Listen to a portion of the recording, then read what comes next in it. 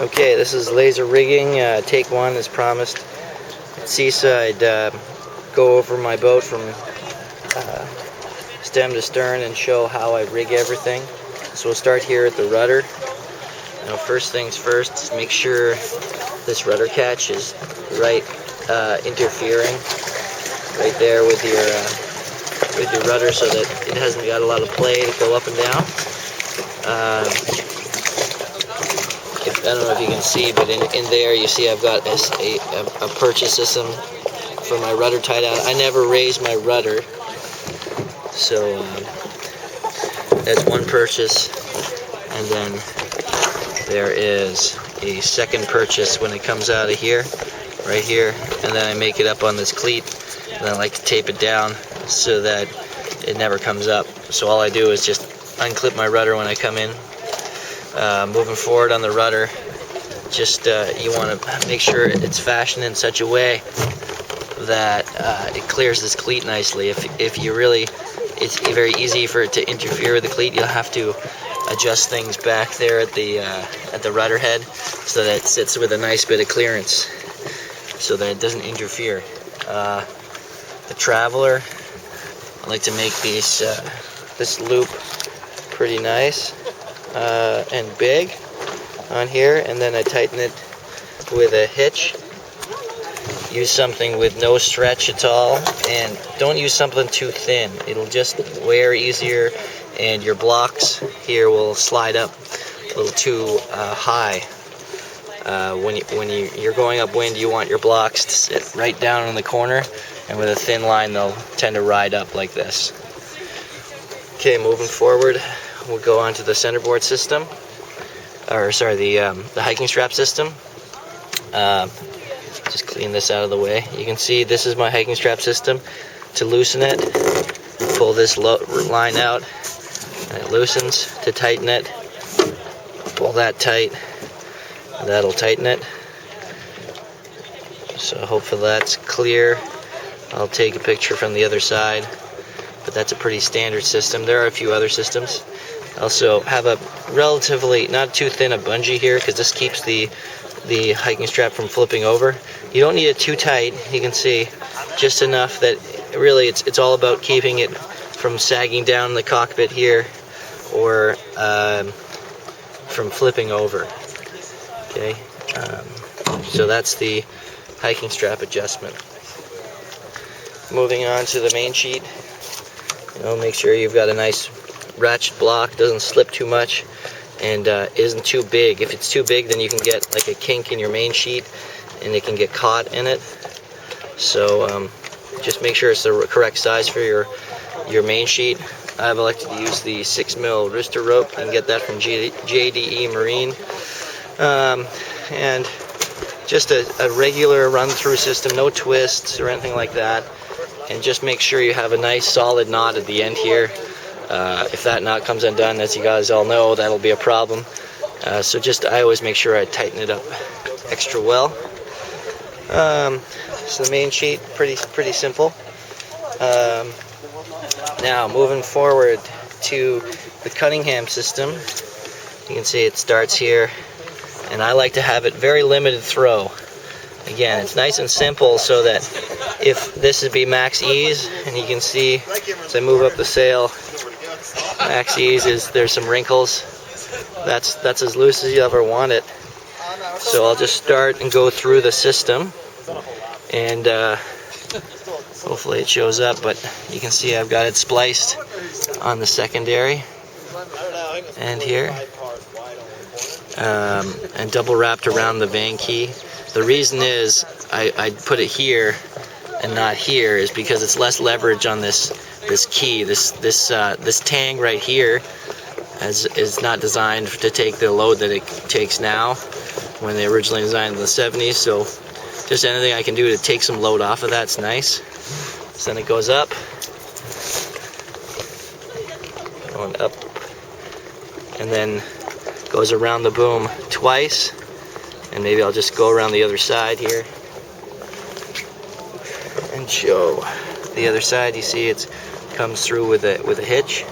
Again, down from here, up with a hitch and through, and we'll go back around the other side, and voila, you just make it off to the end of this block here. This block, the secondary line, the line you control with, spliced in down to this block right here, which is one of these new 29 mil Harkin blocks, then back up to the top. So here we go, down, up, and then down. And again, I've used the 29 mil blocks at the bottom here. They're really light, and the increased turning radius really reduces friction quite a lot. To make this bottom block up to the mast, I've used a splice and spliced it through, and then did a Brummel splice on the other end.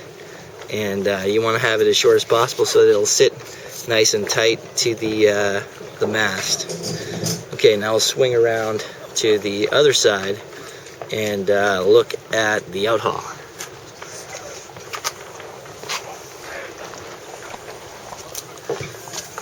The outhaul system is in probably a medium upwind setting right now. You can see I just put a simple loop on it, and the reason is you make a lot more small, at least I do, make some more small adjustments with the outhaul, and I choose to mark it using this red mark right here. Just move that out of the way. Basically, just gives me a point of reference. So depending on how I was set, I can replicate it. And for when it's really windy, I have this black mark right here. So when it's windier, obviously you're going to carry your outhaul tighter. And basically, I start it, I pull it as tight as possible, and that's where the black mark hits this point right here, and then I ease the black mark to that point, and then that's where I put the red mark. Now moving up, again, use another 29 mil block. Up here, same deal, just a little bit longer than the Cunningham. Use another 29 mil Harkin unit, and again another Brummel splice and a splice here. And then we'll move back along the boom, follow it along. And these are all Marlowe ropes. You can buy them at Folk Marine or any marine store pretty much. And goes back to this block right here, up to this block, which is just made up to the cleat, and then back and splices back to another 29 mil block.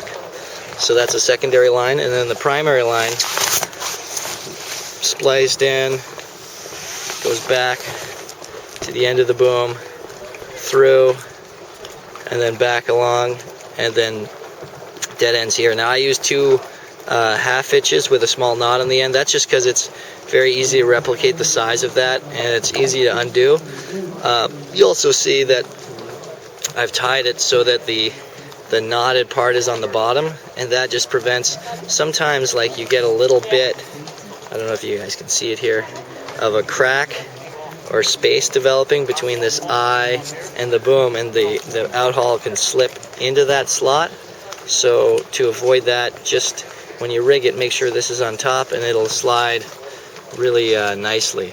The outhaul, or the clue tie, I use one of these C-straps. Any strap is good, I think. And don't put it too tight. If it's too tight, it kind of affects the bottom of the sail, particularly in light winds. Obviously, if it's like 30 knots out, then you can do that, but it's totally up to you. Now the retrieving bungee, I'll have to go around the other side for that.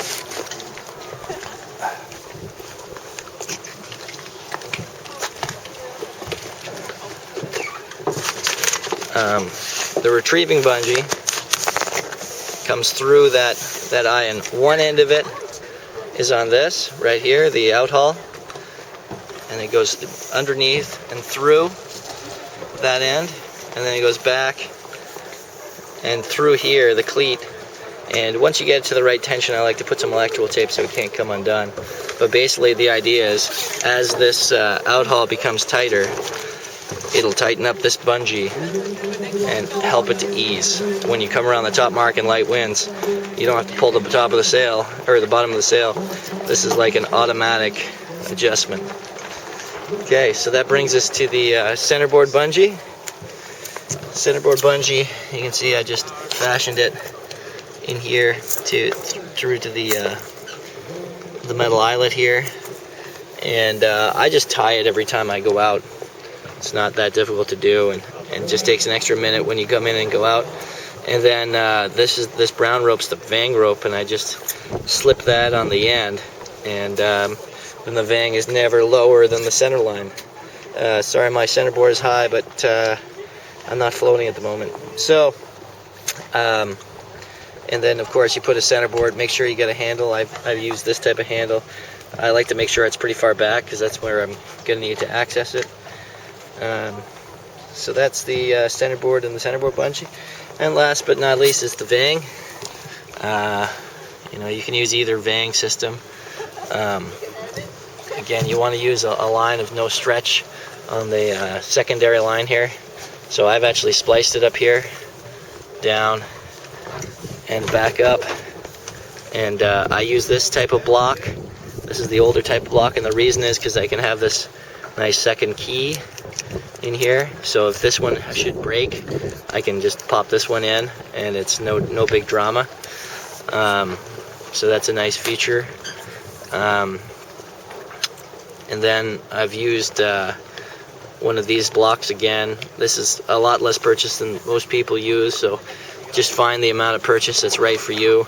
I've always found that the amount of purchase they give you with this new Vang system is very high.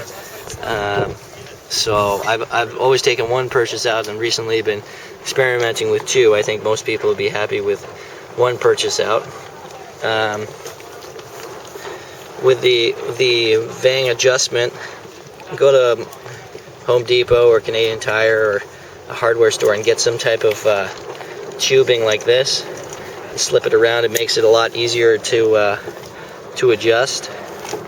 A lot easier on your hands, so that you won't mind adjusting it so much, because it's a very important control. And you want to have it when your Vang's max eased. And max eased for me is just bouncing just a tiny bit. Is it's maximum at the cleat, and that gives you maximum adjustability. And then you don't want to have a huge tail here, just enough tail that it's never in your way. For markings, I like to mark the primary line, the secondary line, with these 4 different colors with electrical tape, and basically that just works out with where this block is aligned on it. So, maybe a downwind setting is at the red mark. A reach setting might be a green mark on a certain condition. Upwind, you might find it below the white mark, depending on what the wind strength is and the conditions are. But that just gives you a good point of reference to use for doing that. If you got any questions, just go to my website, davidwrightsailing.com, and send me a message, and I'll post it. Or you can look me up on Twitter at David Wright Sail. Thanks.